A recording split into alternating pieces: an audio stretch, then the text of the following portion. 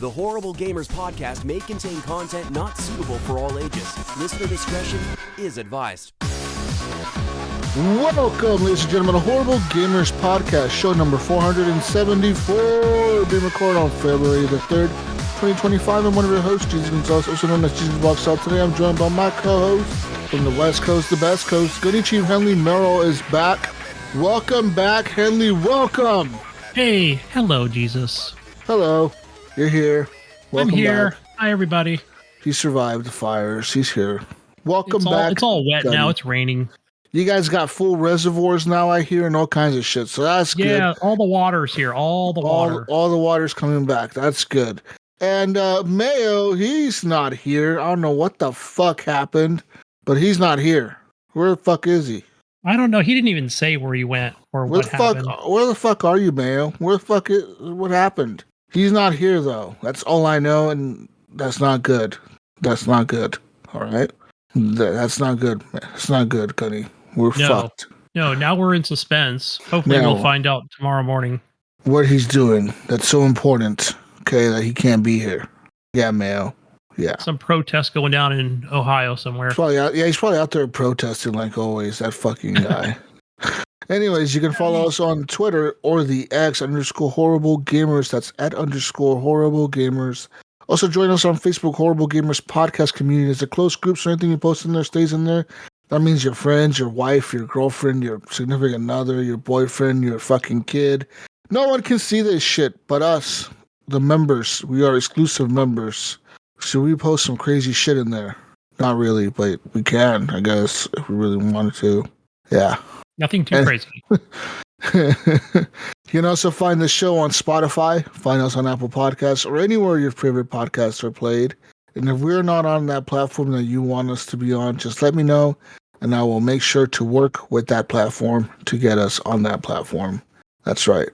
But I'm pretty sure we're everywhere at this point. We're like everywhere, Gunny. We're on everything. I've Googled a lot of things or whatever. Like, yeah, we're everywhere. Yeah. It's a fun fact. We're on YouTube. We're like on Pandora Music, on Amazon Podcasts, Amazon whatever the fuck it's called. We're Player on Spotify, FM. Player FM, Stitcher Radio, Apple Podcasts, Pocket Cast, Overcast. That's what I use. I use Overcast. We're on everything. All right, we're on everything. So find us. You can also find us on Podbean, which is our podcast host. Find us over there. And a big shout out to Redbubble. Head on over to Redbubble. Buy yourself some HGP stuff. There's t-shirts, there's coffee mugs, there's clocks, there's socks and docks. M blocks. And TikToks. That's how the clock goes. I don't know what to say. Anyways, shout out to Phantom Inc. for the intro music and Broke for a Free for the outro music to the podcast. And let's talk about stuff, Gunny, and video games and news and everything that we want to talk about. Big stuff is happening, Gunny. Big stuff is happening. Yeah, there's a big one I put there at the bottom of the list, which is I feel like is important. Fuck? Okay, big news here, Gunny. Big news here. Okay, I want to talk about something, Gunny. I got something to talk about. Big news. You want to hear the news? I do. All right. Big announcement. So, Jesus, okay, have been playing some games this week. All right, that's a big announcement. It's huge. I know, it's huge. I hear that it's one of the biggest announcements. I know you guys have been waiting for it. And yeah, I've been playing games, and I played some games. So let's talk about them. The best games, Gunny. The best. All right, only the best. Only the best. All right, let's talk about the games that I've been playing this week. I played a new game, but not. I actually went through and I've been playing some games. I played a lot of Call of Duty this week. I played on the new maps. Now, the new maps are kind of interesting. The dealership one is kind of cool. I have not played on the yacht yet. It hasn't come up on the rotation for the hardcore playlist. I don't know why, but and then I don't like playing core, so I didn't do the mosh pit where they only have the new maps. So I haven't played on the yacht, but I played on the dealership, and that's an okay kind of map. The Battle Pass, I haven't bought it because I don't feel like buying it. It's like a weird theme. It's like a ninja, fucking purplish ninja theme. for the battle pass. I don't want it. I don't feel like I need it. I feel like with the free stuff I'll be fine. Here we go with the Fortnite crap, putting it in Call of Duty again. Yes, yeah. It's kind of weird, right? But yeah, it's really, it seems kind of out of place. I don't know. It seems kind of weird. I feel like Call of Duty needs to go back and get grounded. Like, just go back to like military shit. I think they would gain a lot more. Like, I guess I don't know if I want to say more players, but they would keep a lot more players, I think. But is this okay? But is this maybe for you as a whatever gen you are? But I'm thinking, like, is this appealing to like the younger audience? That's like, it has to be. It has to be, right? That's why they're doing it. Gotten like one of these like community manager fucking whatever people from who worked at Epic who now works for Activision or whatever is like, hey, you know what we did over there? Let's try that over here. Yeah. Let's put in the purple ninja suit, see if people will buy it. And yeah. And people are buying it. Love it. They've grown up and now they play Call of Duty instead of Fortnite. Yeah. People are buying it because I have seen people wearing the outfits or whatever from the Battle Pass. So people are buying it. People are buying the skins because they see the skins all the time on the game. Especially that shark skin seems to be really popular, the one with the shark head. And also the this is another one that I think is pretty popular. The shark head one's popular. The Squid Game one was pretty popular. But there's other ones on there too that are pretty popular that I see all the time. Yeah, I played some Call of Duty this week, of course. It's okay. It's Call of Duty, right? I'm working on my gold guns. I got another one gold. Now I'm working on the PP19, which is almost gold. And yeah, that's cool. Anyways, besides all that though, Gunny, I also played another game. Let me look back at my list here. Looking back at my list. I played some more Helldivers 2 this week as well. Just today, actually, I played some Helldivers. And yeah, the Democracy Space Station is back up and running. And so I don't know what the Game Master is doing, but it's back up and running. And there's stuff going on with it. I don't know. Some shit about voting about where it goes next or something. I haven't really kept up with the game since, I don't know, about a month ago. But I've been playing it on and off. I kind of get in there, fuck around, do some missions, and leave. I keep it installed, but I haven't been playing it myself. It's a fun game, man. And it runs really good on the Steam Deck if you didn't know, if you have a Steam Deck. That game actually performs pretty decently on the Steam Deck. Yeah, it's kind of crazy how alright it performs on the Steam Deck. Yeah, I think I played it once on the Steam Deck. Besides that, though, but it's installed. I did play some more of that Norland game. So I did play some more of that too. And I got everyone killed in my town because I declared myself the emperor, and I thought I had a big enough army to fight the Inquisition that was going to come. And I had a big army. I had a bigger army than their army, right? Like, my army was like 100 people. But their army was only 50 people. But their army was like all max level warriors, dude. All of them.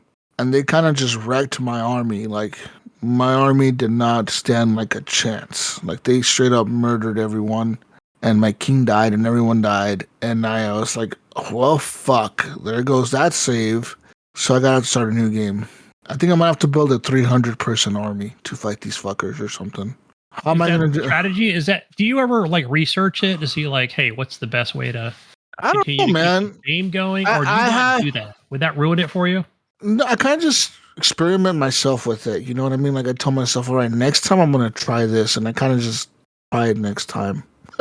That's kind of how I've been playing the game. I don't really try to do strategy guides or whatever. I kind of just do things different every time. Like I kind of remember, okay, I did this and I don't want to do this time. I learned from that mistake, so let's try this time. And that's kind of how I learned the game. And I've gotten pretty good at it. Like I said, my army was big, dude. My army could like fuck up a lot of people. Like, I could have multiple battles on different fronts and have a decent sized army and still have enough people back in my town to like run the guard post and stuff. So like, it wasn't a lack of soldiers. It was a lack of training for my soldiers, I think. That's what it was. I didn't have enough training for them, I guess. I don't know. They just weren't leveled up enough in their combat skills. Because a lot of them had like pretty high armor too, like heavy armor on. I mean, a lot of them had light armor, but I want to say like 80 of them had like heavy armor on with swords and like multiple weapons. And And no, dude, that Inquisition showed up and fucked us all up. Taught me a lesson. I'm like, holy shit. They really did not fuck around. They came in and fucked us all up.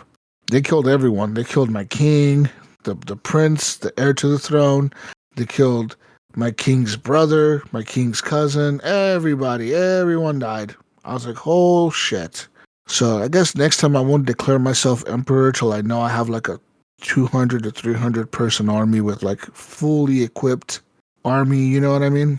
Yeah, definitely a fighting chance. Like I had a fighting chance. I killed a lot of them. Or you thought. but they fucked us up still somehow. I don't know. Anyway, So what was the ratio on it? Like how badly were they damaged versus yours? I mean, well, you were annihilated. They did get damaged. I know for a fact we did kill a few of them, like quite a bit of them actually, but they still just at the end came out victorious, dude. Like there was still quite a bit of them standing at the end of the battle. I was like, how the fuck do they have like still like 4 squads or 3 squads left? And they had like 50 people. Like I had 100 people with 3 squads, and we all got destroyed. One of my whole squads was archers and like crossbowmen, and they got fucking wrecked, like decimated in seconds. I'm like, how in the hell? We had like a whole squad of archers, a bunch of swordsmen, a bunch of light men, like cavalry people with spears and shit, and like we all got fucking destroyed. I'm like, I don't get it. I don't get it. Anyways, I'm excited to play the new patch though, like the new update. Right now it's in beta, I think, but they're adding walls to the game and they're adding like a new art texture to the game, changing up the way it looks kind of, and adding elevation to the game. So if you have archers, you can put them in elevated platforms or elevated like rocks and mountains to give them better range or whatever. And so that's going to play a role in the game now. That's kind of neat. But yeah, besides all of that though, man, I played some other stuff. I did play actually on the Steam Deck today and last night. We were out of town for a bit last night, and I took my Steam Deck with me. I was playing Dome Keeper, dude. And if you haven't played Dome Keeper in a while, it's actually been updated quite extensively recently. I don't know if it was recent or not, but I know it's been updated since I last played it, where they now have like all these different settings you can toggle and all these different like abilities and settings and things. And the game is actually just quite fun, man. Just, you know, upkeeping your little dome, mining stuff. And I had a blast with it, playing with it. It was fun. But besides that, though, the big game that I played this week, of course, was Sniper Elite Resistance. Yeah. I played a lot of that this weekend. I was like, I know that shit has a different, like a third title to it.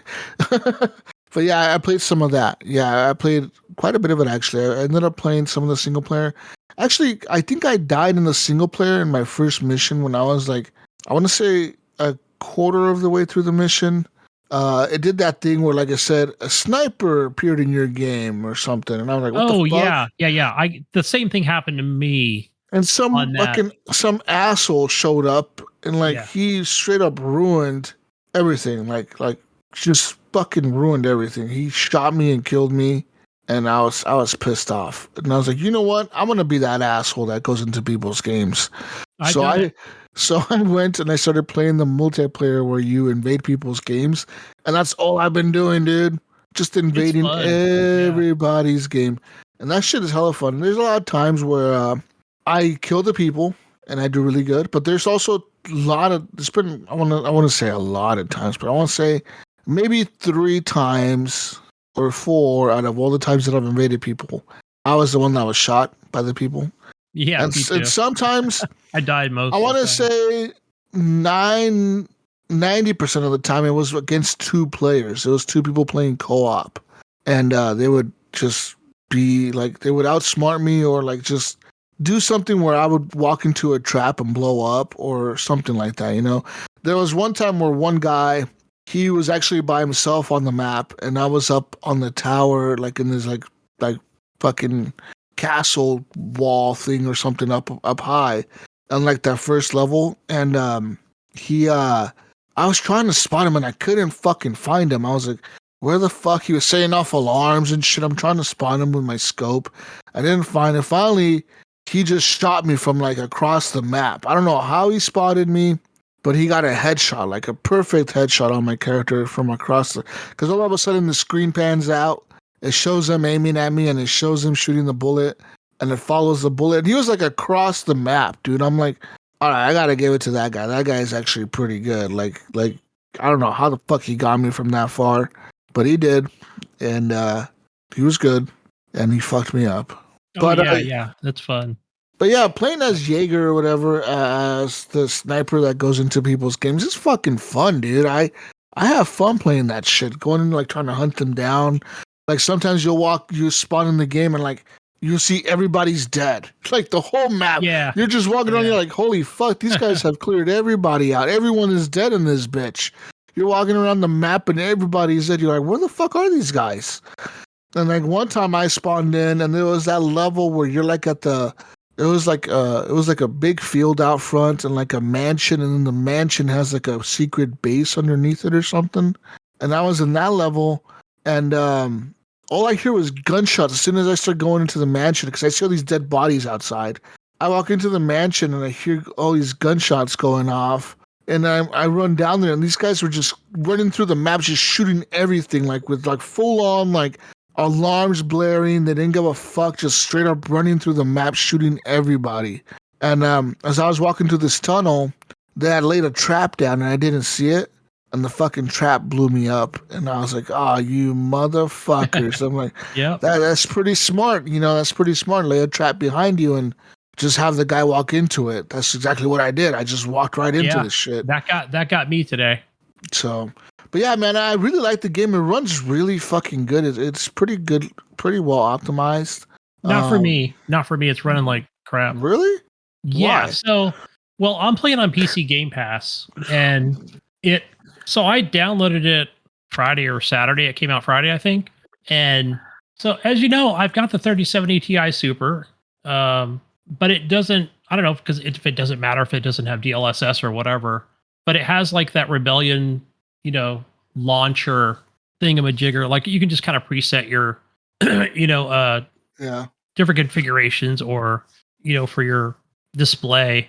But I'm like, all right, well then I did high on everything, and it like if I turn too fast, it would kind of like, it would be a little janky, right? And then all the like bullet kills or whatever were like super slow and they didn't look right at all. I was like, what the fuck? So really? I had to put everything down to medium. It runs fine now on medium. The only thing I have that's high or ultra is the textures. And that's so because for me, I'm running everything on ultra, and I haven't turned up everything. Like, that's the Game Pass version for you. Well, I'm playing on the Game Pass version as well. That's the thing. So like, that seems really weird to me that yours. So I don't know. Maybe it's my machine or whatever. Sometimes I'll start the game up and it runs fine for about an hour and a half, and then again, that's if it's higher or ultra, and then it starts to get really buggy. Like, for example, if I'm going to put down like, how you can walk. So I'm playing with a controller, but I have played with mouse and keyboard. Like if you walk up to an AA gun and you need to put like the explosives on it, like it'll be grayed out, and I'm like, no, what the hell? Like I know I have the explosives. I picked up 3 of them. Yeah. And then I'll have to like, all right, fine. Let me just cut out of the game and then come back into it. And then boom. Oh yeah, you can set the explosive. Like we finally recognize it. Or that's so weird. In that first map or whatever, or yeah. No, actually, it's actually map number 3, which is kind of it's a reuse where it's got like the dam, and then it's got that tank that's on that rail section, but it's like, I don't know, the tank was buggy and it was kind of like cocked to one side, but it was still like unleashing some serious damage on me. The guy who was in the gutter seat was invisible. I hit it a couple times with like the Panzer check thing or whatever. And then it went to like blow up. But again, those are like the cons of the games. I really like the map designs compared to Sniper Elite 5. So, but just the way it runs on my machine is buggy. That's so weird. I wonder if, I don't know what's going on with your machine. We have to go to the settings when we're off the air and see what's going on. But yeah, for me, it runs really good. I've been getting like pretty high frame rates on Ultra. Everything's running pretty smooth, no issues. Yeah, been having a blast with that game, dude. Like I said, I'm trying to You have to get a lot of kills to unlock everything as the bad guy, because you can unlock like different outfits and different like it's mostly cosmetics like outfits and stuff, and some guns maybe. You can unlock as the bad guy, and I want to unlock all of them, and then I'm gonna play the single player when it kind of dies out, because I hate when people invade my. I know you can disable it.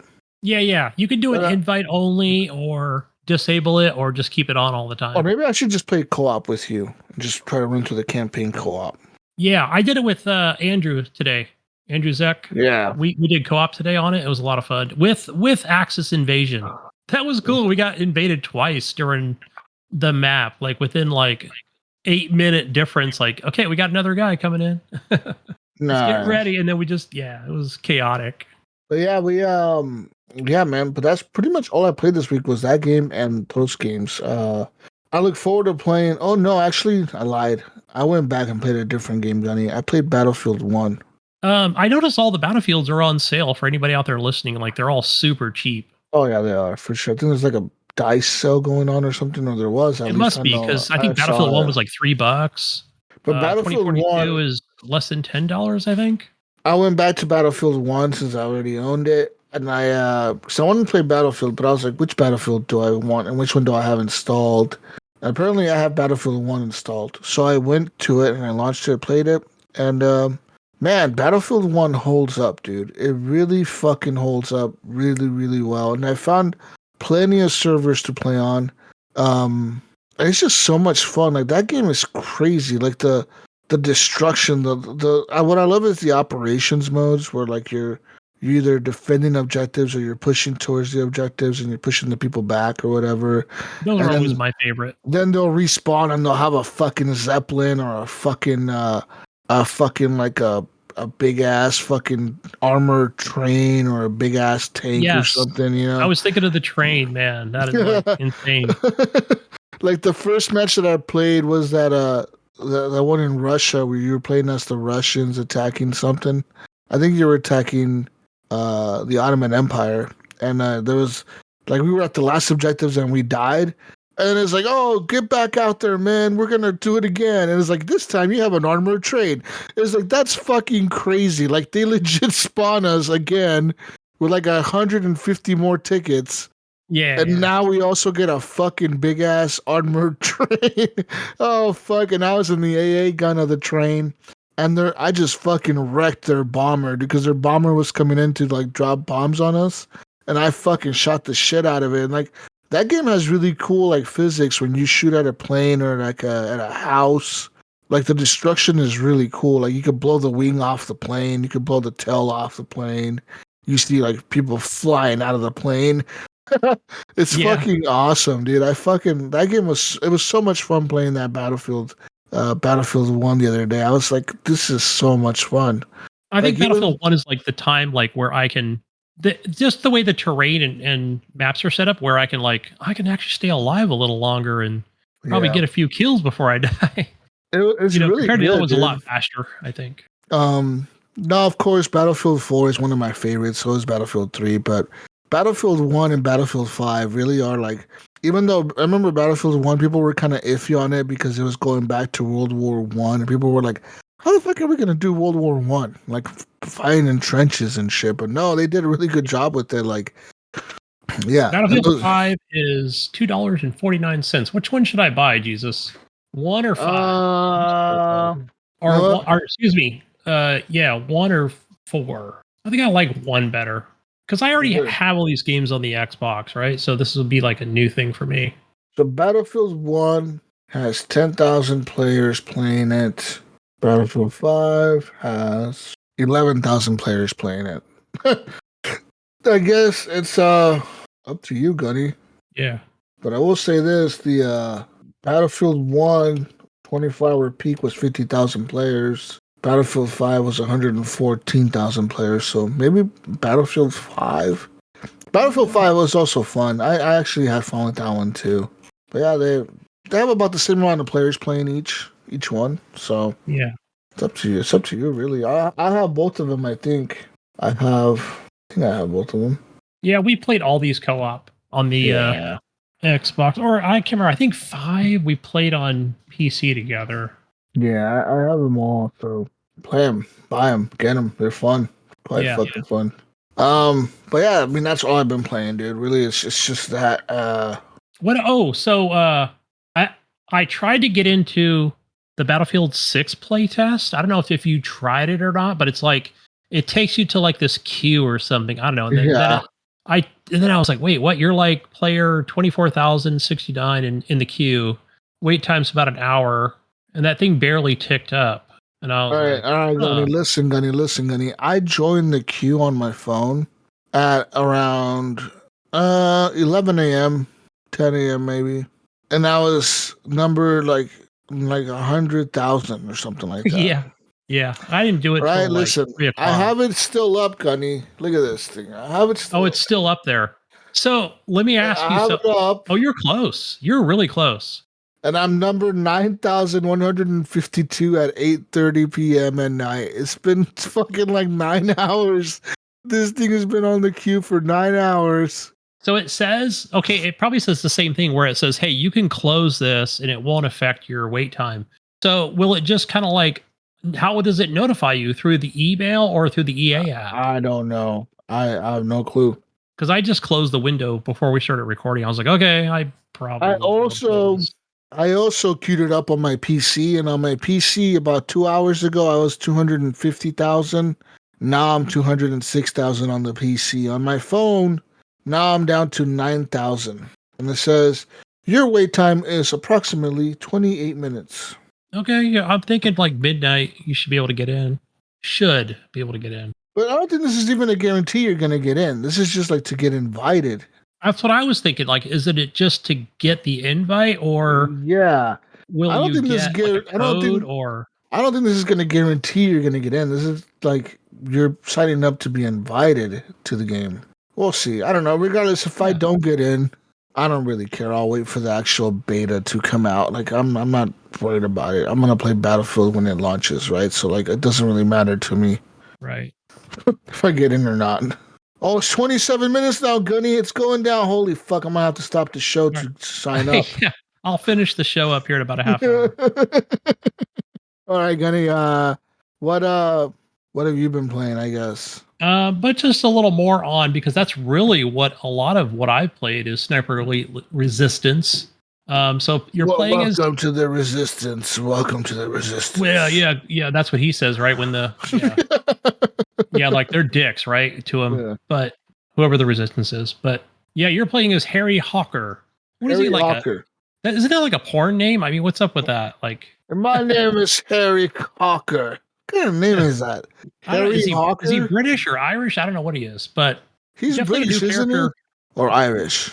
He's probably Irish. I don't know. Yeah, like he's like the voice is kind of low in the game, so it's like, wait, I think, yeah. Either way, he's probably he's European, British. I don't know. But yeah, so far I'm really loving the map designs of this newest one. Where if I do comparisons to the last one, which was Sniper Elite 5, for some reason I just I didn't dislike the game. I pretty much finished every map in that, which was also on Game Pass, I believe. And yeah, I don't know. I felt like in Sniper Elite 5, like I felt like I was getting bored or something. Like, I don't know, like it was taking me too long to spot enemies, find enemies, kill enemies. Like, not in this one. I feel like this one's like where I think I was playing on easy for the most part.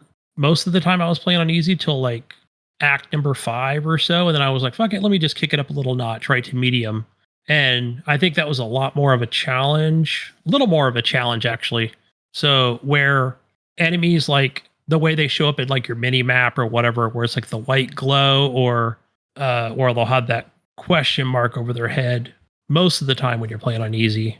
But yeah, so far I just love the way the fucking maps are and how you get through it. So but yeah, playing with Andrew today, that was fun getting in there. I've done that before with previous titles as well. So yeah, like doing the co-op, and that's the cool thing about the last several of these is where you can do co-op, you can do 2v2, I think it is. It might be actually more than that. So those are cool too. So where it's just like a versus match. But it's also got like a new thing. I think it's new. It's called Survival. That might have been in Sniper Elite 5, but yeah, I think that's just like waves of enemies coming at you. Yeah, I'll check that out more this week or whatever. I noticed there's an actual multiplayer mode in this game. What is that about? Like, you're actually like, I think that's the 2v2 or the 3v3 or whatever. So you're like sniping other like in a match, like sniping other snipers. Yeah. So it's just 2v2, right? So yeah, like there's no other players on the map except 4 real players. Oh, okay. Yeah. I don't know if it cuts off like a section of the map. I think that's what it does. Yeah. Like it'll take like one of the actual real maps and then cut it off a little bit. So maybe lock off some doors or something. So you do get a pretty big playground area or sandboxy area where you can actually play. And yeah, it's cool. I like it. Me and Andrew played it on, not yet on this one, but we played it for Sniper Elite 5. So, but yeah, it's fun. Always recommend that after you finish the campaign or during it. So, and yeah, Invasion. So I don't know if this was in the last one, Jesus, but so when you're doing like an Axis invasion, if you notice those telephones, you know what those are for, right? Yeah, to call the people, like to find where the sniper is, right? Yeah, so that it'll immediately, I think for like 40 seconds, it'll show their location. Like it just kind of gives you that general idea of where they're at. So, well, it actually marks them, but if you move as the sniper, because it tells you as the sniper, like, hey, you've been marked, your position's been marked. Yeah, you have enough, like, gives you enough time to run away, kind of. Yeah, and then I think after like, let's just say if you don't use a phone or whatever, I think both your locations are revealed or something like that. Yeah. Like after a certain amount of time, it'll say both of your locations. It'll say like the enemy's location is here, and it'll say your location has also been revealed. Yeah. So there's that, yeah. But there's also like if you're playing as the sniper guy, Jaeger or whatever, or even I think if you're playing as the main guy, if you stay like say you hide in a house and you know what, you just hide in there the whole time, the game will actually tell you, hey, it'll say camping detected. Camping, yeah. It'll say you need to move or else we're gonna mark you on the map. Like get the fuck out of here or we're gonna mark you. So you kinda have to move a little bit. Or else the game kind of tells you, like, this guy's right here. He's camping right here. Like, this is where he's at. Right. Which I did that once on that map with the, there's like that, it was like, it's the river. There's like a bridge that goes across the river. And then there's like that big Nazi building in the middle with like 4. Yeah, like with the I don't know if it has a church, but it's like 3 or 4 stories. And like, it's like a big Nazi building that has a lot of guards outside. So what I did is I spotted somebody's game and they hadn't cleared that area yet. So I fucking went into that building and I just hit on the 4th floor. I went up there and I hit on the 4th floor and they were like having the hardest time trying to get into that fucking building. Cause before I did that, I went outside and put everybody on high alert. Cause I asked the guy, you can like tag everyone to tell them to like keep an eye out or something. So I put everything on high alert, like all around the fucking building and inside of it. Then I went and hit on the 4th floor and I put a mine on the fucking door on the entrance. Yeah, that got me today with that. That guy was having the hardest time trying to kill me because I was on top of the 4th floor just hiding and he was like fucking he was outside the building trying to snipe me and he just couldn't get me through the windows. And but I've had people like shoot me through windows and shit too, man. Oh like, man, you know what got me? You know what got me today was it might have been that same building that you talked about, but it's got like this little walkway and like there's a couple little tower things that kind of look like a castle, right? I mean, I guess technically it is more of a fortress than anything. Like where I came up because I knew his location. Me and Andrew came up there, and Andrew did not come upstairs. Like I guess he was smarter than I was, and of course, like the enemies are you're invisible to them, right? To the actual AI people or fucking soldiers. So I hid behind this wooden thing. And you know how like technically I didn't know it, but I guess your head kind of sticks over a little bit, even though the enemy cannot see you. But apparently the real life player can, because I was like, I wonder if he's at the end up there. He's got to be up there because he's not anywhere else. And I saw the flash too. Like he literally popped out. Yeah. And like I saw the flash of his fucking like his scope. And I was like, oh, boom, I'm dead. I was like, fuck. I go, Andrew, he's upstairs. So Andrew just kind of waited downstairs. Like, I'm not going up there. He just waited till time ran out. So, when the time runs out, if you're playing co-op, like you basically just kind of reappear next to the other player. So that's pretty much what happens. You can't be revived or anything like that. So you can avenge your co-op partner, but yeah, you just kind of, and then the game just continues or whatever. So that was cool. That was cool. And then trying to think if it's the same stinking map. It is the same map where it's got that church like literally across that bridge you talked about. And the Axis guy, like he fucking the Jaeger, whatever, like he was at the top. And I was like, so you've got like a great advantage point up there. Like literally got me twice, not the same guy, but like he was perched up there. And as soon as I, like crossed the bridge, came over, and then boom, he saw me because I went and hid behind like this little wall or whatever. Like he still had like, yeah, he can clearly see me and just like, boop, you're dead. Like, fuck. So then like today playing with Andrew, like I was like, you know what? I bet you he's in the church, Andrew. That's where everybody goes. Everybody goes to the church, right? And then we go in there and we come up through the tunnel thinking, ha ha ha, like here we come through the tunnel, like not going to see us coming, right? And I'm just sneaking up there. And I hit a fucking landmine. I was like, fuck, he fucking put a landmine on the stairs. And I was like, but it left me with like one portion of health. So I was able to use a med pack. And then I still creeped up there. So the sniper's still up there, by the way, right? So then I just capped him, and then I'm like, okay, but there is like a way you can go to the left, and I did not look to my fucking left, right? Mm-hmm. After I killed the sniper, I was like, all right, let me pop my head up and kind of see like, did he run downstairs or whatever? I didn't even know he was up there. I just assumed, and then boom, he was on my left. He came running and just fucking gunned me down. I was like, Andrew, he's up here. I knew it. He's up here. But Andrew went running after him that time. And then like, yeah, I'm trying to think. I don't think he ever found him or whatever. So yeah, that was fun. It was fun. It just makes like a co-op campaign or a single player like that much more difficult or intense, Yeah. Especially if you've got to run. Like today we were running like, oh shit. Like it all starts off great, right? Where we're just like, go up, stealth kill, yeah. And then it just all goes to hell. Like we were just like running out of ammo, like with our assault rifles, just like shooting everything in sight, throwing grenades. One of the cool things I think is new for this one, there's probably a lot of new stuff I don't remember from Sniper Elite 5. And one of them is, let's say like somebody gets injured, right? You don't actually kill them. Like they'll be holding like their left or right arm around their chest, and they're kind of like hobbling along or whatever. And I assume they've got to have some kind of pistol in their hand, right? But one guy, like I was trying to patch up. I got far enough away. I bugged out. I told Andrew, I'm like, you're on your own up there on the roof. Like I had to run, man. And like, I'm just like looting dead bodies for like assault rifle ammo. And, cause I knew like it was going to be some close quarters fights. And this guy came up, like this soldier came hobbling up. And I'm like, oh man, he's got the fucking take on me. Oh shit, he's injured. He's like either trying to get away but yeah, I just put some lead in him and yeah, like looted that body. Like that was fun.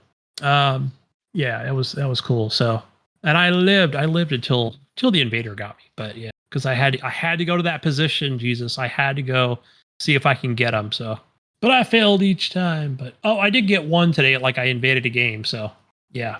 I did get one kill out of like 7. I think it's just a matter of learning the maps, right? If you play the game enough, right? Where the best spots are. And yeah. So it's fun. So another thing they might have added is they did have workbenches where you can essentially upgrade your weapons mid game. I'm trying to think of Sniper Elite 5. It might have been like at the end of the matches or the beginning of the matches. Or you could also just do it like in the menu, before the start of each match. But I think now it's like, find the workbench or whatever, because they're not. I mean, I wouldn't say they're hiding, but they're not marked on the map, and they're not at the beginning of the maps or whatever. So yeah, there's that, and some might have one workbench or some have 2. And I'm trying to think of like, I don't know if it's just XP points or whatever that you earn or whatever to upgrade those weapons, or you can unlock other better sniper rifles or pistols or whatever it might be. So there's that too. Just kind of go down the list and That's what I've been doing, like a better grip or something. Yeah. So there's that. Yeah. Anything else in here? So yeah. Besides that, it's just been on the Steam Deck. I'm still hooked on Vampire Survivors, man. Antonio, my guy, you know. Yeah. I'm just collecting coins. Fucking got everything unlocked. The only thing I haven't done, I don't know if you've done this, Jesus, because I know you had a run with this game. Do you ever put any money into cursed, right, which would increase the enemy's damage towards you? Like I didn't put any of that. Like I was like, I don't know, I don't want to do that. So everything else kind of maxed out on one character. Maybe I have. I don't know. Maybe once I maxed everything out, maybe. But I thought about it. I thought, oh, not at first. Yeah, I wonder. Like, I don't want to debuff myself. You know, yeah, because that's essentially what you're kind of doing, right? Like, I guess you're making it more difficult. So, kind of the last thing I need to do with that character, besides play the last 2 maps or unlock them, I should say. So, but yeah, it's cool. Like, loving that game. Dungeon Crawler, a little bit more of that. So that's a game that Crafty from Video Game Happy Hour podcast recommended, and it's fun.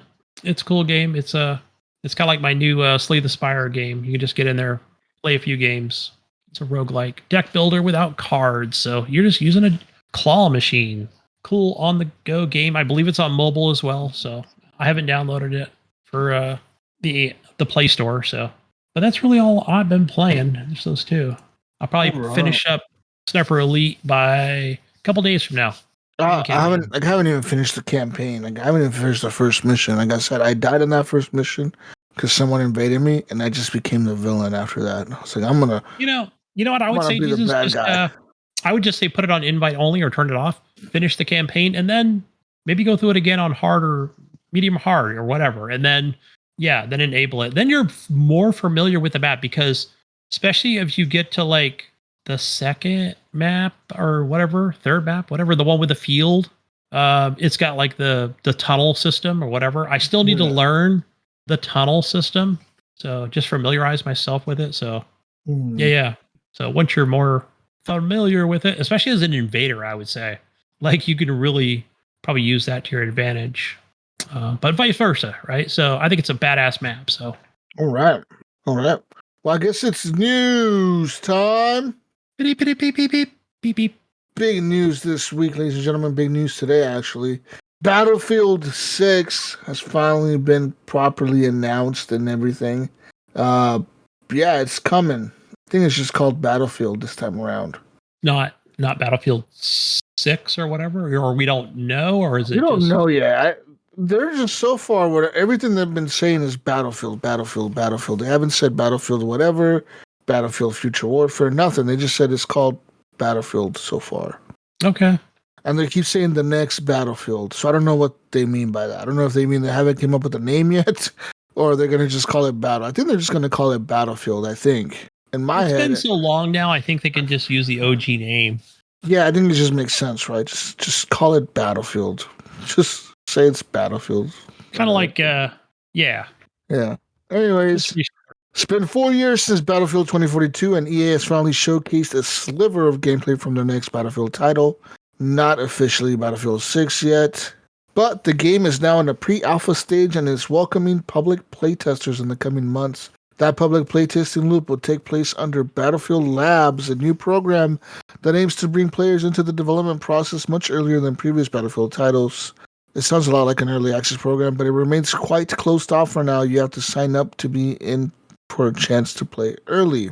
They said, quote, Battlefield Labs is a place for us to test concepts and experiences we're excited about with you, our players. We want our community to play a key role in the future of Battlefield, and this is an opportunity for many of you to just do that.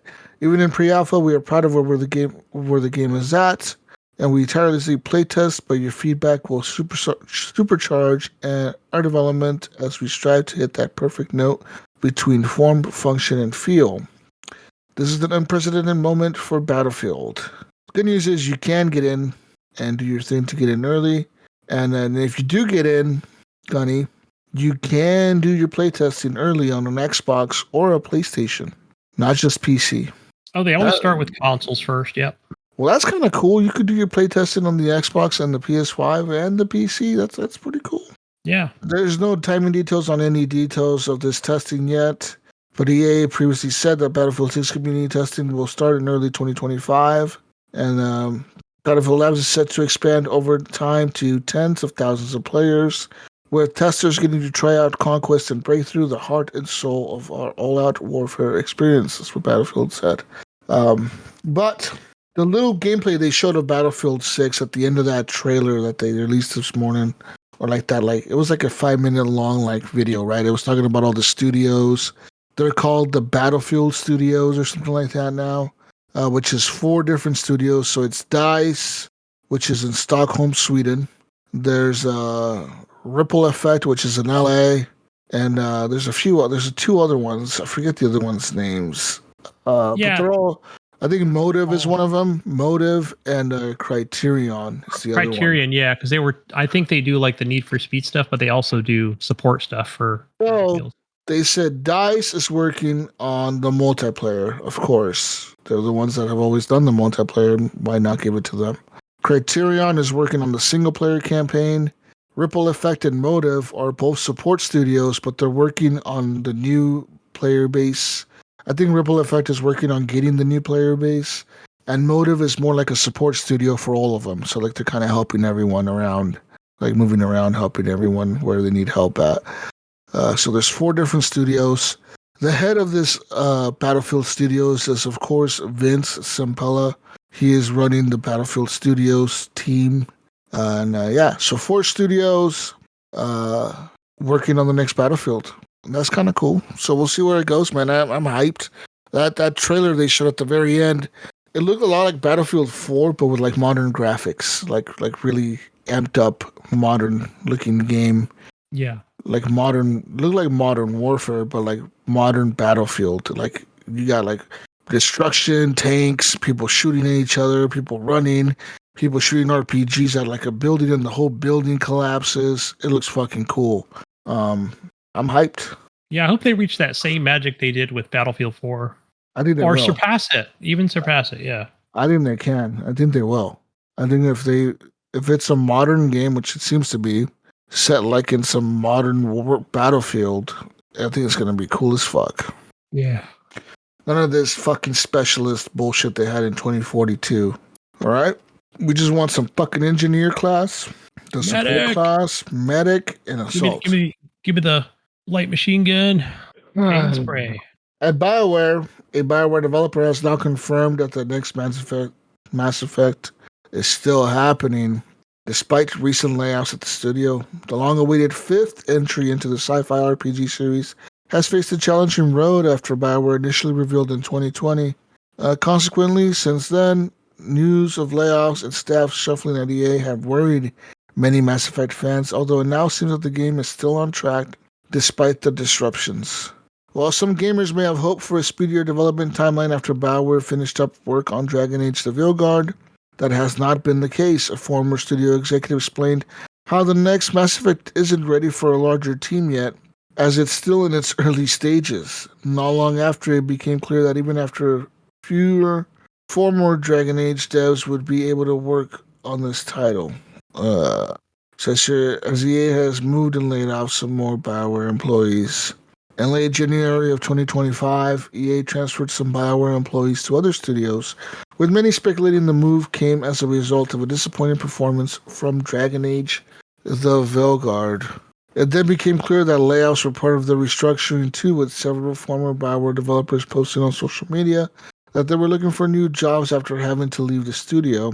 As hectic as it may seem, though, BioWare executive producer Michael Gamble has assured fans on Twitter that his team is still working on the game. So these recent layoffs do not spell the end for Mass Effect 5. I would hope not. I would hope not, yeah. That's like their biggest franchise, I think, at BioWare. Why would you get rid of it? It's like your biggest game. I think, though, if Mass Effect 5 doesn't do well, I think that's the end of BioWare.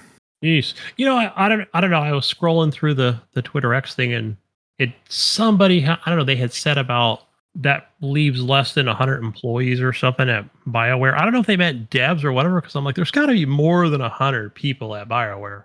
Oh, yeah. I would think. Sure. You would think so, right? So it might have been just a propaganda thing or whatever. But Another news. A co-founder of the Call of Duty studio Treyarch recently pleaded guilty to striking a firefighting plane with the drone during the recent LA fires. Under this plea deal, Peter T. Aikman will avoid the potential penalty of a year in prison and will instead perform 150 hours of community service, particularly in the area of Southern California's wildfire relief efforts. The deal also includes a $65,000 fine, the cost of repairing the firefighting plane in question. According to this plea agreement, Aikman flew a drone over the area of the Palisades fire while a super scooper water dumping plane was flying by and conducting operations in the area. His drone struck the plane's wing, causing enough damage that the plane had to actually be grounded for a period of time. U.S. Attorney Joseph McNally, one of the prosecutors of the case, released a statement noting that flying drones during times of emergency poses an extreme threat to personnel trying to help people and compromises the overall ability of police and fire to conduct operations. He reiterated that those who do fly drones in those conditions will be arrested and prosecuted just like Aikman. Aikman's camps released a statement stating that the co-founder is deeply sorry and accepts responsibility for his grave error in the judgment. After co-founding Treyarch, Aikman parted ways with his company for more than 20 years ago. Wow. I didn't even know. I didn't even know that that person was even caught, or if that was even. I didn't even know it was a co-founder of Treyarch. So, yeah, I thought maybe they never caught the person, but that's interesting. Yeah, that. The Verge reports that he recently departed his role as the president of Skydance Interactive and that his social media accounts have been scrubbed, including X and LinkedIn. Several major video game publishers have marshaled resources to help fighting the LA fires, including Riot Games, which implemented an in-game fundraisers in League of Legends and Valorant. Sony also donated $5 million to the LA fire relief efforts. That's right, big PlayStation helping the fire people. Hell yeah. I don't see Xbox doing anything. What is Xbox doing for the Phil, fire? get over there. Get over there, have some kind of concert or something. I don't know why Phil would be having a concert. Yeah. Phil's going to have a concert with his cool jacket in LA. Him and Sarah.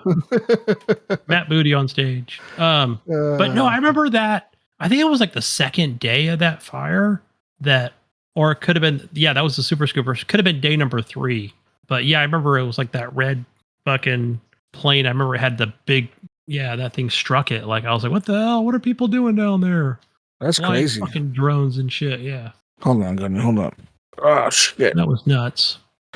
Speaking of, that's crazy. Striking fucking, I mean, who would fucking fly a helicopter into an airplane, right? That happened last week. Oh, yeah, right. Yeah, that Black Hawk.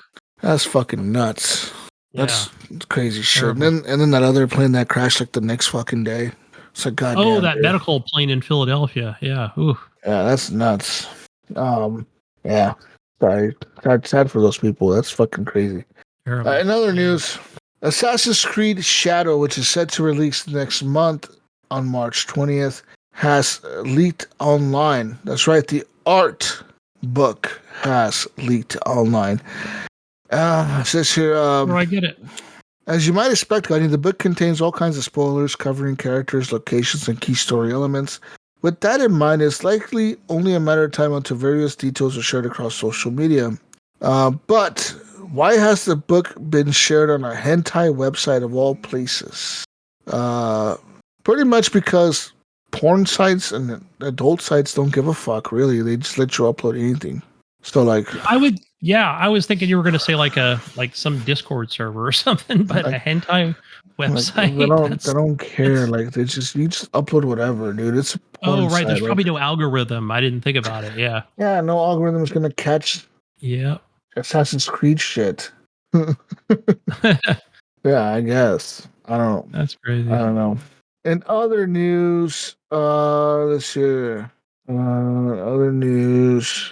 Hold on. Former PlayStation boss Sean Layden says Sony can't get away with making PS6 diskless. That's right.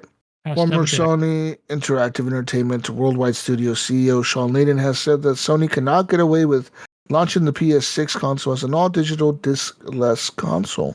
Layden told somebody, I don't know who the fuck that is, that while the Xbox has found success in that regard, PlayStation has such a large market share that it would be shutting out too many people by removing physical and offline games from their library. He says, I don't think Sony can get away with it now, Layden said. I think Xbox has had more success in pursuing this strategy, but Xbox is really most successful in their business in a clutch of countries. The US, Canada, the UK, Ireland, Australia, New Zealand, and South Africa. Coincidentally enough, all English-speaking countries. Sony, which is the number one platform in probably 170 countries around the world, has an obligation or a responsibility to say, if we go diskless, how much of my market is not able to make that jump? Can users in rural Italy get a decent enough connection to enjoy their games? Layden gave further examples of parts of the market that rely on physical or offline games, such as traveling athletes or military bases, but said that PlayStation is likely already investigating how many of those groups is willing to move away from. Which part of your market will be damaged by going to a diskless market, Layden said. I'm sure they're doing their research on it, and there will be a tipping point where there's some percentage where you can say, okay, that's fine, we could turn our back on that part of the market. But Sony's market is globally so huge, I think that it would be hard for them to go fully diskless even within the next generation. So there's that. And he has a point, right? They're like number one around the world, so why would they? Right. Yeah. And I would say, like, just speaking of North America, right, it's probably where it's going to happen first. Where do you think if, like, it all depends on, like, mostly GameStop? If GameStop went out of business, like, completely, then we would just be left with, like, whatever, order by internet or go to Best Buys or Amazon, but not everybody has a. I think we can do without Target GameStop. or Walmart I think we could do without GameStop because we have Targets and Walmarts and shit like that. So I think GameStop really isn't that big of a factor if you think of like physical sales of things. Like other stores carry their merchandise. Now, if GameStop only was the only store in the country that carried video games, then that'd be a different story. But they're not. Like I said, we've been fine without them. Like the gaming market will continue without them. You know what I mean? Yeah, I think for the foreseeable future, I'd definitely say that. Well, think of like bookstores, like whatever bookstores went out of business in the last few years, whatever. Like we've been fine without them. Why? Because either mom and pop stores or big retailers carry books. Yeah, like that just doesn't matter anymore. So I think like GameStop going out of business, it might hurt the gaming people a little bit, but not a whole lot. I think it's a bigger. People make it to be a bigger deal than it is, and I think that's because people don't realize that like fucking we don't need them. We have other stores we could buy video games from. Yeah, and I think it's just going to be this slow thing where, like, speaking of GameStop, right, where I'll bet you they don't go completely like bump, right? They just say, you know what, we're just closing all our stores, but we're just going to be this online retailer, like, almost like an Amazon or whatever, where you could just, you have to order online or whatever. We can send it to your Amazon locker or what have you. But maybe after the next generation. But definitely, like, Xbox I think is going to be the first to do it. So whether they do it next generation, who knows? Just in North America, specifically US, Canada, or something. But yeah, no, they'll have discs next generation for sure. I think so too. Yeah. In other news, gaming largest lobbying group says Trump's tariffs would negatively impact hundreds of millions of Americans and do serious damage to the video game industry. The U.S. government is set to launch massive, sweeping trade war against Canada, Mexico, and China. Although Mexico and Canada were both given a one-month reprieve earlier today due to the fact that they agreed to bolster border security. So did Canada. They also agreed to bolster their security, I guess. But as of today, like this literally happened within the last couple days. Like, which has the potential to throw international economies into chaos, destabilize world security, blah blah blah, and make video games more expensive. In response, the ESA, the trade group representing the video game publishers in the U.S., has issued a statement saying the move is likely to do serious harm to the game industry and gamers alike Video games are one of the most popular and beloved forms of entertainment for all American ages, the ESA said. The tariffs on video game devices and related products will negatively impact hundreds of millions of Americans and would harm the industry's significant contribution to the U.S. economy. We look forward to working with the administration and Congress to find ways to sustain the economic growth supported by our sector. Video games themselves are largely distributed digitally these days. Hold on, Cuddy. Hold on. I gotta hold. I don't know what he's laughing at. Something in the background, but yeah, I don't think the article is that funny, but he's walked away at this point. Let me see if I can just kind of read on to that one. So, where were we? Yeah, so I think really like it's just talking about like, peripherals, consoles, PCs, right? Like all the parts and stuff that are, yeah, that's the thing coming in from China, right? Foxconn, all made in China, right? So, well, that's like the 10%. So they're still, as we stand right now, as we record this podcast, like, I don't know, I guess China has yet to respond to that 10% tariff or whatever. So, but yeah, so I don't know. Let me see here. I think he kind of left off here. It says, even a lower rate hike, like the 25% planned tariffs on projects originating from Canada and Mexico, would result in a serious bump. Trump said, when he announced the proposed tariffs on incoming chips and manufacturers like NVIDIA and AMD are not going to want to pay 25, 50, or even 100% tax on imported goods. But the reality is they won't. They'll just attach the increased cost to the product price and let consumers eat it, right? Yeah, that's the part where we get hit, right? So a lot of money on the table. ESA said in January that total video game sales hit $58.7 billion in 2024.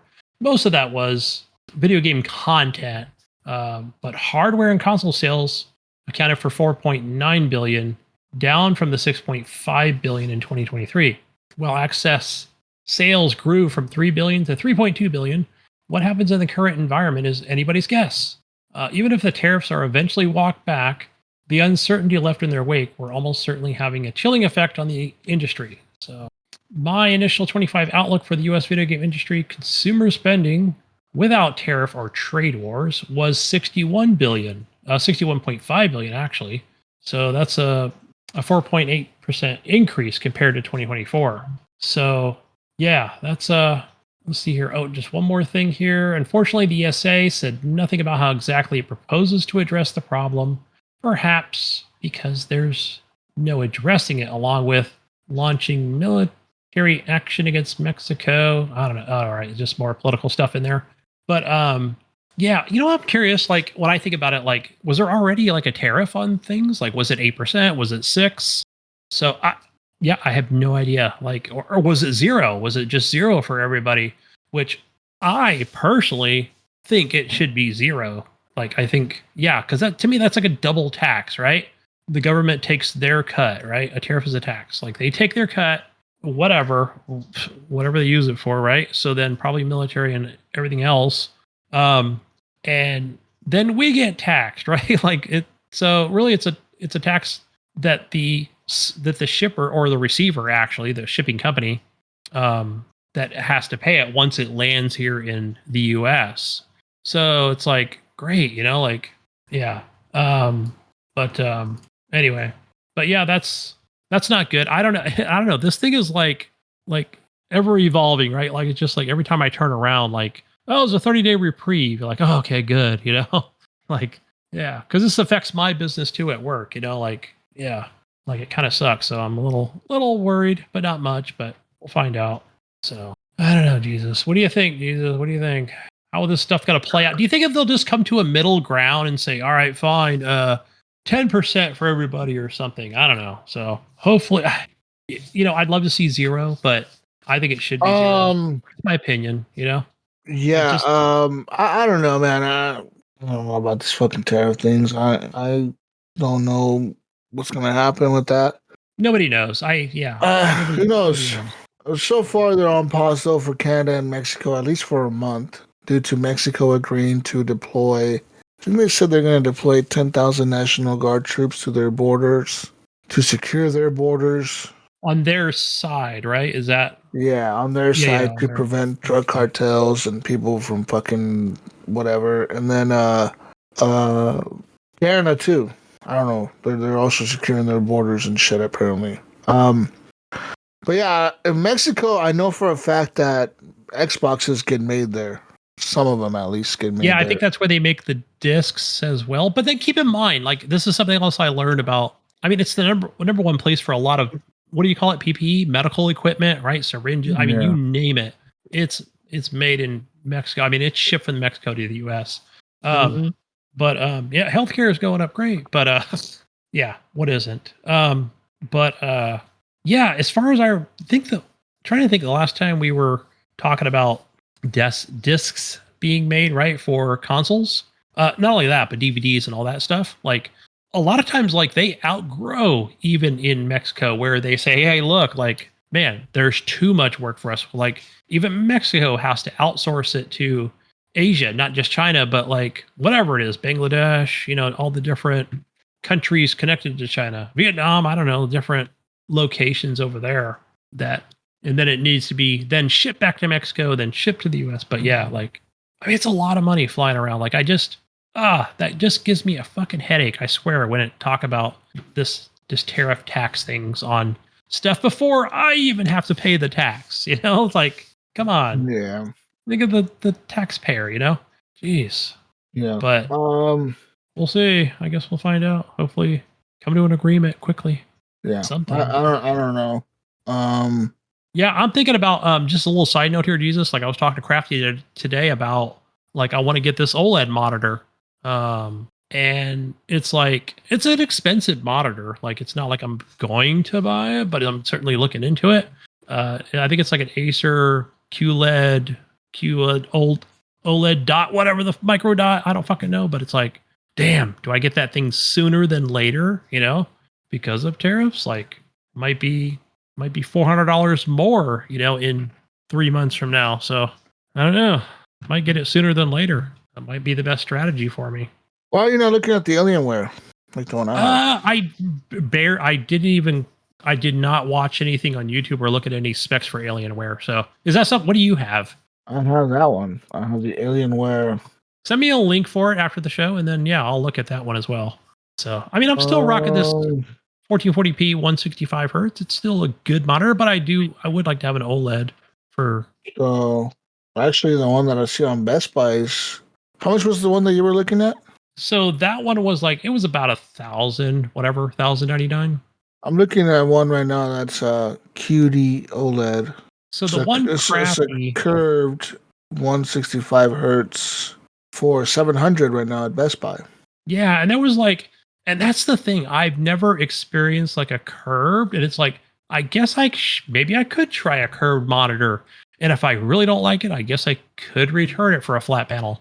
So it's kind of like one of those things where I'm like, do I do it? What size is mine? I don't even know. I think this is a 34-inch. Yeah, the one I'm looking at is like I think it's a 32-inch because I think the one I currently have is 27. So I don't want to go too large, but so I have Dell. I think 32 would be good. And I think there is a 27 out there, which is a 4K OLED as well. So we're for a lot cheaper. Like $300 cheaper. So the one I have is the older model of the one they have right now, and it's out of stock. Of course, it's out of stock because it's the older model. But so it's the older model of the one that is currently on sale at Best Buy.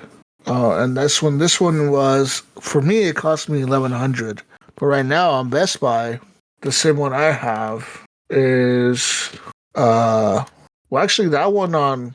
I'm looking at the Dell website. You can actually get it cheaper through Dell themselves. Dell themselves sell it for $650. What's the refresh rate on it? 165. Okay. And it has FreeSync. Mine came with G-Sync and FreeSync. The one that this is crazy. Me, Iams, and Brink have the same monitor. Me and Iams bought ours. I think we got ours for $1,100 or $1,000, and ours came with G-Sync and FreeSync. And Brink bought his. I think he bought his for like maybe $800 or $900 or something like that. But his came with only FreeSync. It didn't have G-Sync. Yeah, interesting. And then So researching this a little bit on the YouTubes and Reddits or whatever. So whether it be like the one that you bought or other ones, a lot of them I notice are like, so especially the Acer Predator ones or the Acer Swift. So it'll say like FreeSync, G-Sync compatible. And I went, what does that mean, G-Sync compatible? So I was watching a video yesterday. It was talking about, this was just like a person who reviewed the monitor just talking about, well, it's compatible with it, but you might get a lot of flicker if you do enable it, but not on every game, just certain games. So you can always disable it. So it's not like a true G-Sync, right? It's like something to do with the, he might have been referring to, I think the other thing, I don't know if you've tried this, Jesus, but he was talking about using VRR on the PlayStation 5 where it'll not show up or something, or it'll say, hey, that's not compatible. Like you can't use VRR. Weird. Yeah, I don't know. I know. So I'm looking right now on Dell's website. So the 34-inch is the non-FreeSync one, or the non-G-Sync, and that one has AMD FreeSync. And that one's $649.99, which is not bad. But the one with G-Sync is a 32-inch one. It's the same thing. It's just 32 inches, so a little bit smaller. And it has a 240 hertz display resolution, or like a refresh rate. So instead of 165, it's 240. But this one has G-Sync, and it's a compatible like G-Sync certification. It has no FreeSync, and this one has a couple more like USB ports in the front of it or whatever. So like probably like a Gen. And this one, but this one is $1,200. See, like that was that's what I'm looking at. That's like a similar, different model, but that's the one, like the one I bought. But mine is a 34-inch. So me and Iams, when we bought ours, it was a 34-inch, but it was a $1,200 one. And Brink bought his 34-inch, but his was the FreeSync one. But like, it's a big price difference, man. You know what I mean? If you're looking at the 2 inches and the price of the fucking G-Sync, $649 to $1,200. That's like almost, you're literally like doubling the price of your monitor just to add G-Sync and for it to be smaller and to add a couple USB ports to the front of it. Like, is G-Sync really that worth it? Yeah. And then for another $600. Right. So then there was like, so what's weird is this Asus monitor, this ROG Swift. So it looks like they made two different monitors around the same time. So it's a 240 hertz. It's a QD OLED. I think that's the one that Crafty has. And then the one that I looked at was, what the hell was it now? Like a different kind of OLED or whatever. Same price. But yeah, there's like a video he sent me to show me like the difference on it. And it wasn't like the glossy versus matte or anything. It had to do with like how it displays colors on the screen. So I was like, interesting. So yeah, like same price, just a different format of OLED. So yeah, okay, that's kind of interesting how they did two different kind of screens or whatever. But they both look the same if you're looking from your home monitor. But yeah, kind of weird. So I don't know. I was like, okay. So he goes, but yeah, the QD OLED or whatever, like that's the good one, you know, that's the better one to get versus looking at the Asus. This is the, I'm just trying to find if there's like a model number on it. Yeah, it's the ROG Swift 32 QD OLED. The one at Best Buy. Yes. Yeah. So that one's $11.99. Yeah. I don't know. I was just thinking like, get the best one. I'm good for 4 or 5 years. I don't know. Yeah. Well, the crazy thing about this one is it has a 480 hertz display. Like. Yeah. So that's fucking nuts. That's a lot, right? So then, no, this one has 240 hertz, right? No, it has 240 hertz in 4K. Right. And if you're not playing in 4K, so you're playing in 1440p, it goes up to 480. Yeah. So then, okay. I saw that and I was like thinking, you know what I'm going to do? Literally, I'm going to put it in 480 hertz, 1080p. I'm going to play Call of Duty. Then I'm going to talk about it on the show and I'll probably never turn back on that 480 again.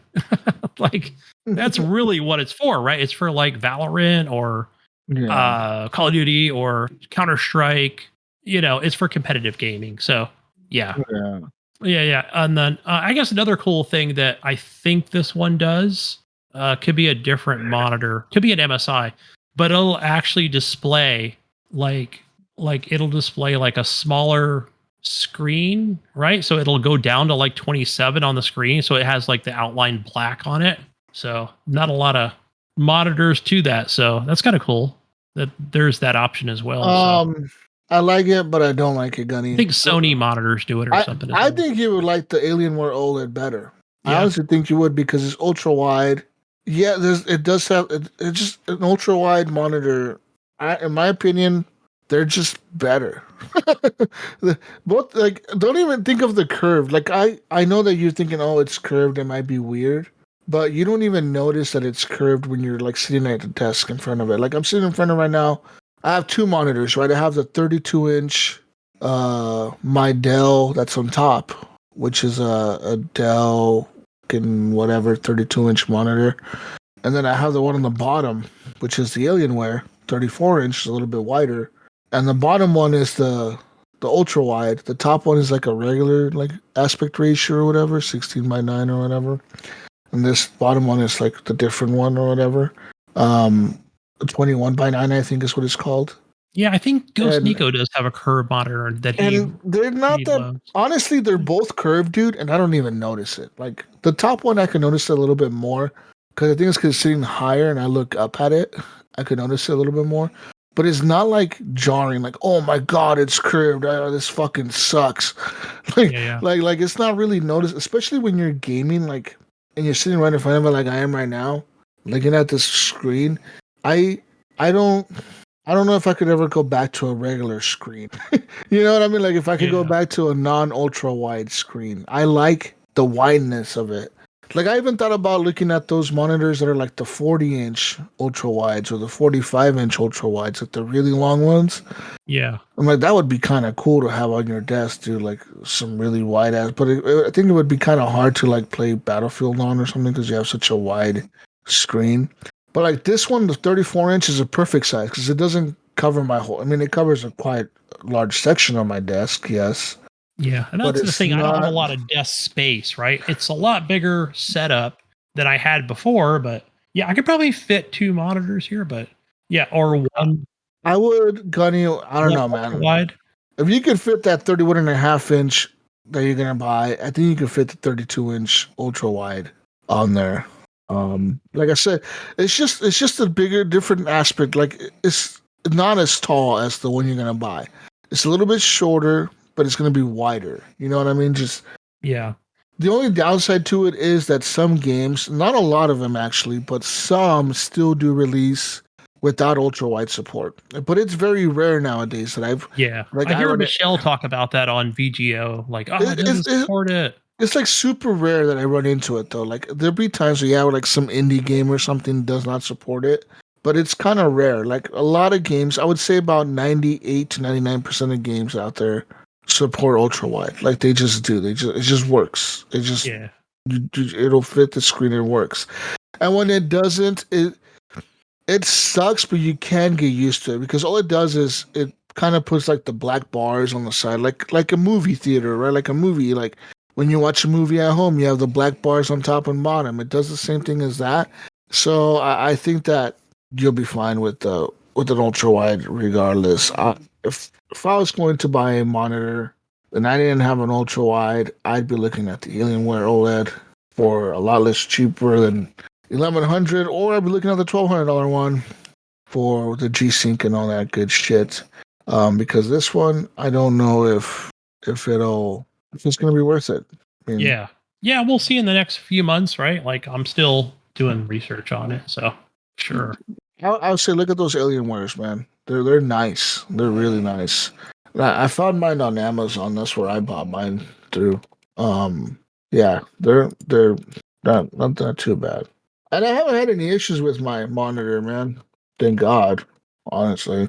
But see, like even on Screen Amazon, flickering or anything like that. none of that shit. But look, Yeah. I'm looking at Amazon right now, Gunny, and I typed Alienware OLED, and they even have the one that's at Best Buy on here for cheaper than Best Buy. They have it for the same price Dell has it for $650. Okay. Yeah. And They have an LG OLED for $799, which is a G-Sync.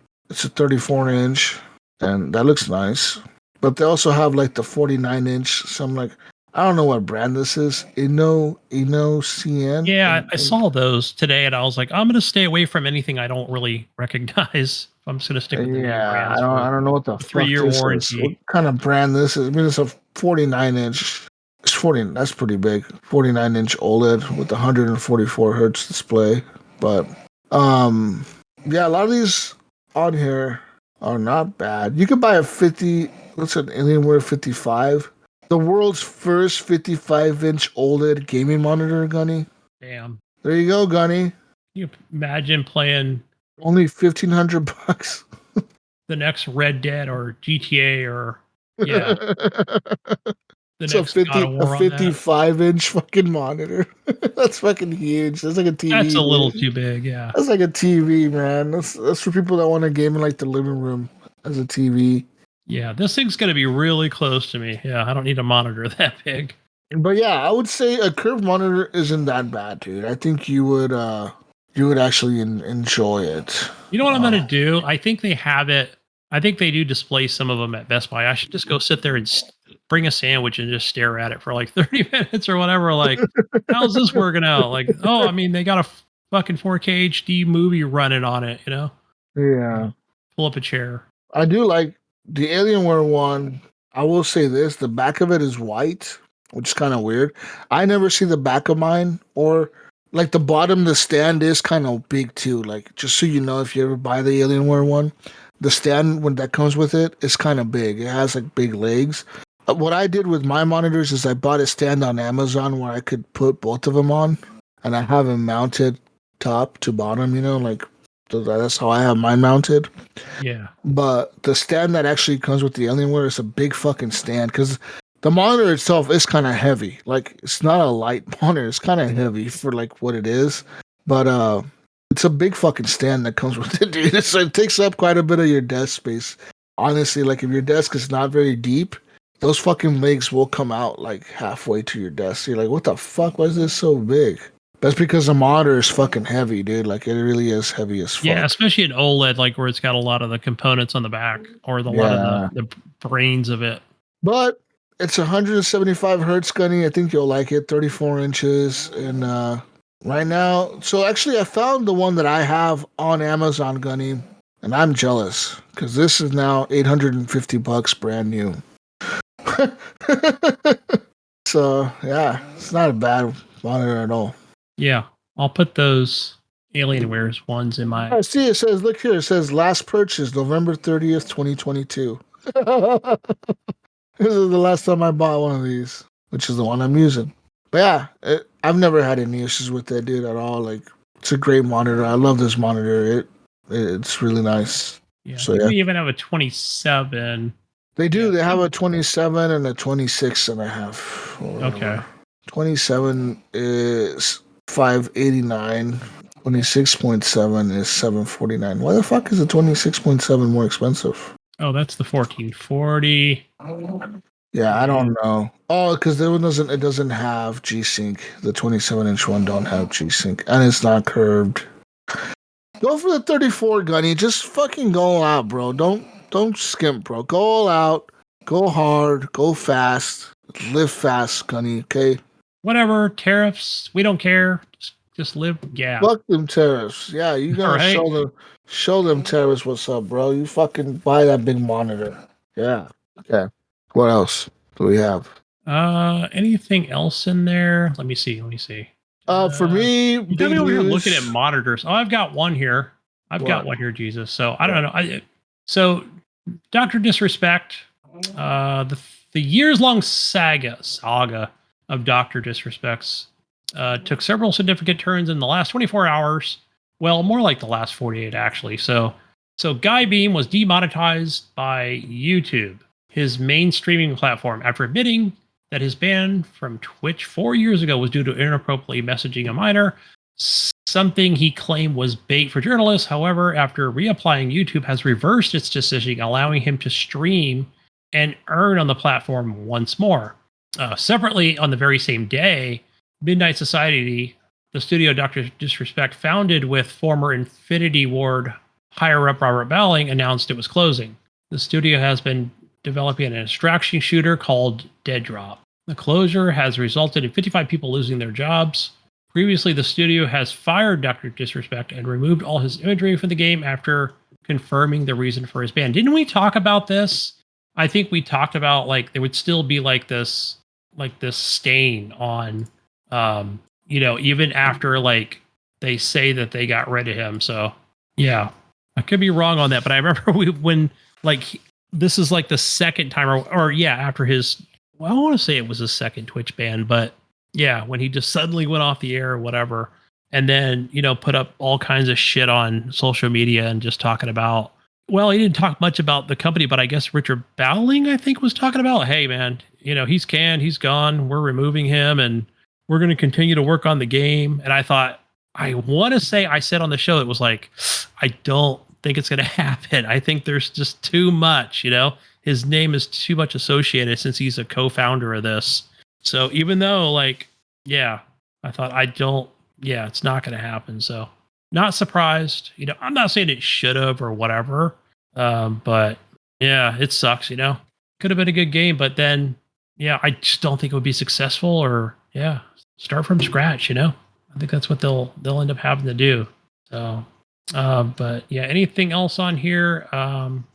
Says here that Dr. Speck seems to have retained significant portions of his audience, often streaming to around 20,000 concurrent viewers. He's even secured a big deal with the anti-cancel culture streaming site Rumble, where he leads his gaming division. So is he streaming on Rumble? I don't know. What's Rumble? I don't know if I have that app. So now with his remonetization of YouTube, it remains to be seen what's next. What's his next move? Let's see here. It's set to continue earning significant amounts of money in the end, while Dr. Disrespect has returned to a similar position as before. It comes at a cost. Most brands avoid working with him, and many of his former streaming colleagues distance themselves. So, yet he remains a prominent figure in the streaming world. YouTube's response to his reinstatement was fairly standard. So, yeah, that's Dr. Disrespect news for you. Kind of where we're at with that. One other thing, Jesus, I don't know if you're interested in it. Sid Meier's Civ 7. That's coming out here next week, February 11th. Okay.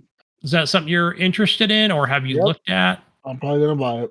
Yeah, so this is kind of going to be available everywhere. I say everywhere. PS5, PS4, Xbox Series S and X, Xbox One, Nintendo Switch, and Steam also works with Mac and Linux and the Epic Game Store. Now, I did look at, because Civ 6 is on iOS, and I'm sure it's on the Google Play Store as well.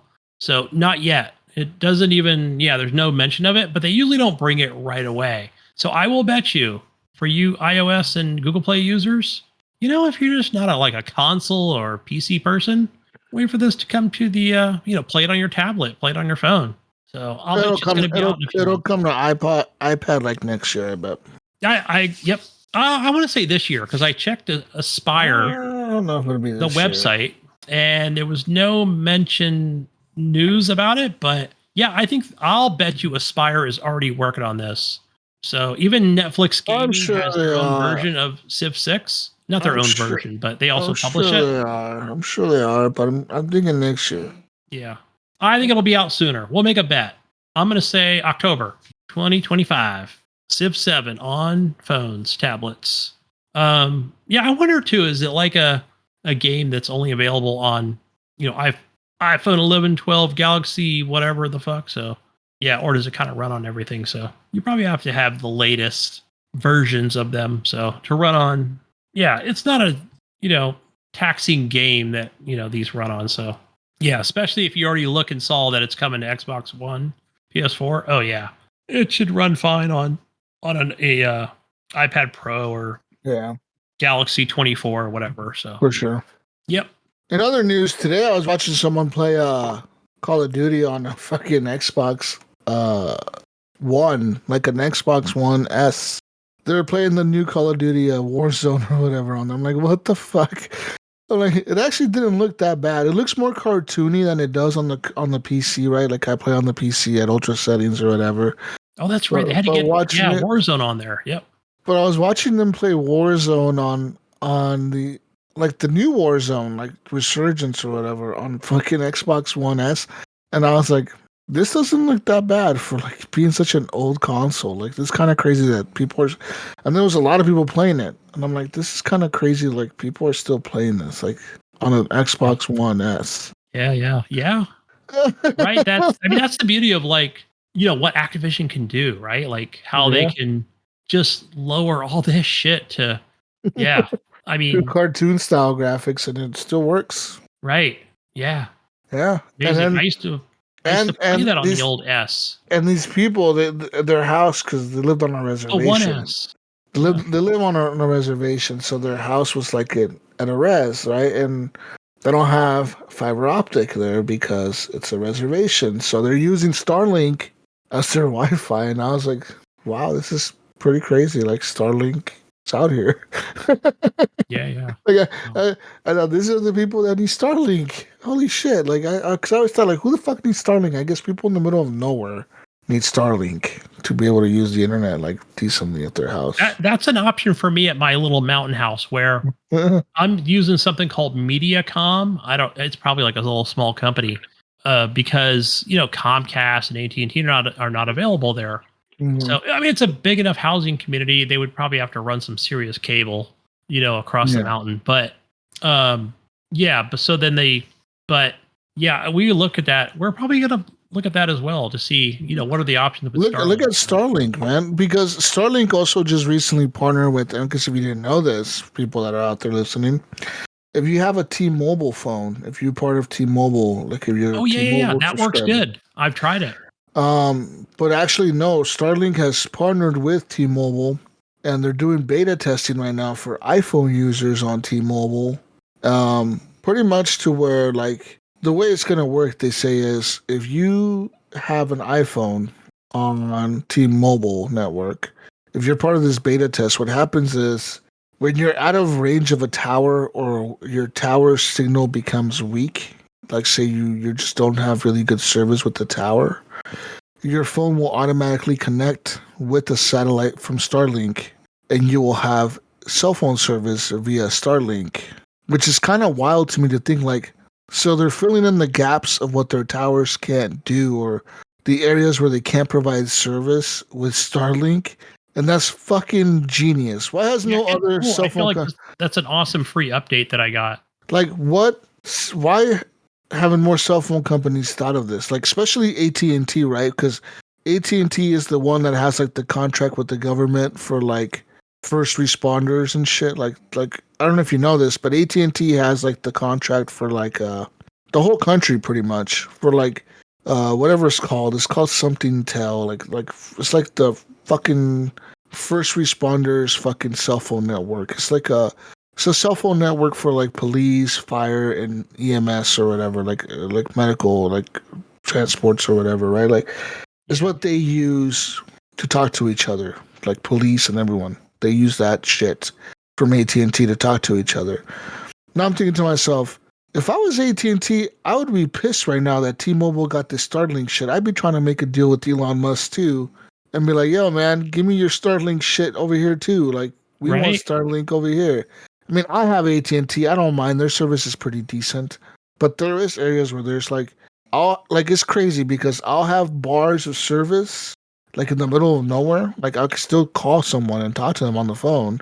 I could still text someone, but I can't send like a photo to someone, or it won't let me like if I pull up a web browser, it just won't load the web browser. Like it's just that's how I feel like you. it is on my T-Mobile. Like, fuck you. You have service, motherfucker. You can call people, but you can't use your internet or you can't text someone a photo or receive photos or anything like that. But you can use your phone like a normal phone. Like, yeah. So there's gaps in the coverage of AT&T in that terms where I'm like thinking if they had to deal with the satellite company, they could just say like, all right, during this time, we'll just link you to a satellite company and you'll be using their shit while you're out here. So this is one of the way it works, Jesus. So when I'm in a little town called Albion on Fridays, it's not even really a town; it's more of an area. So no T-Mobile service, right? So it will pop up. It'll say, "Hey, we've got Starlink is available." So what happens is, so this I probably need to get out of the truck for this one. So, but I've tried doing it while sitting in my truck, and basically it'll say, "All right, so." Hold your phone down flat, whatever, and then you've got to find the satellite by either rotating your phone left or right. I'm like, oh, okay. So then once you connect to the satellite, you got to like hold it in that position, and you can send text messages, and I think you can now do photos, but you can't like move the phone to the right or whatever and then do it. Like you've got to keep following that satellite as it orbits the Earth or whatever you want to call it. Like, yeah, like it, and then it'll move, right? And then the next set of satellites come in, right? Because he's got them around the world. Like, oh, there's some new satellites coming, like, yeah, they're coming over the horizon or whatever. Like, you got to turn your phone to the right. All right, connect to those. And man, they move pretty fast too.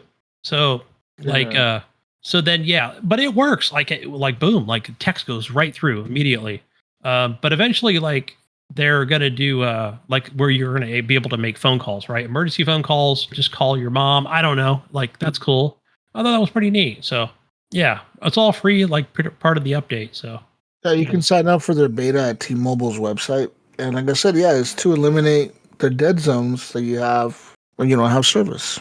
Yeah, I didn't have to sign up for anything. It was just automatic. So well, that's weird. Yeah, but yeah, right now they have Starlink has 330 satellites up in the sky, and they plan to launch more. Oh, you want to hear something cool, Jesus? So when I go to the Fiji Islands, which is where my wife's from, so you figure no, I wouldn't say it's zero light pollution, but almost non-existent. Yeah. So yeah, literally you can just see them things just like fly over when there's like no moon.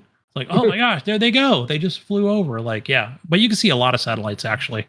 So yeah, it's pretty damn awesome. So like how many different satellites you can see over there. All right, man. That's all I have for news. Yeah, that's it for me. Nothing else. So all right. Well, we're out of here, Gunny. Where can we find you?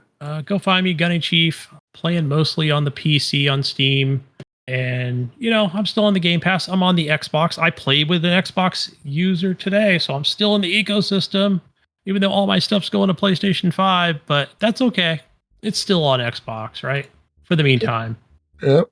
Not playing with discs. I'm playing digitally, but where you can find me. Where do we find you, Jesus? Find me on everything as Jesus Walkslot. I'll be playing more games and stuff this week. I'll be playing some Kingdom Come Deliverance 2. And then next week I'll be playing some Civ 7. I want to get Monster Hunter this month as well. What's the Monster Hunter one called? There's so many different ones out there. Like Monster Hunter something. I don't know. Monster Hunter. I don't know what it's called. The new one. The new one. I'm playing that. But yeah, that's where you can find me. Find the Mayo at the Mayo 1 or the Mayo. Yeah, find them. And yeah, we're out of here. Anyways, peace out, Brussels sprouts. We'll catch you on the next edition of the Horrible Gamers podcast.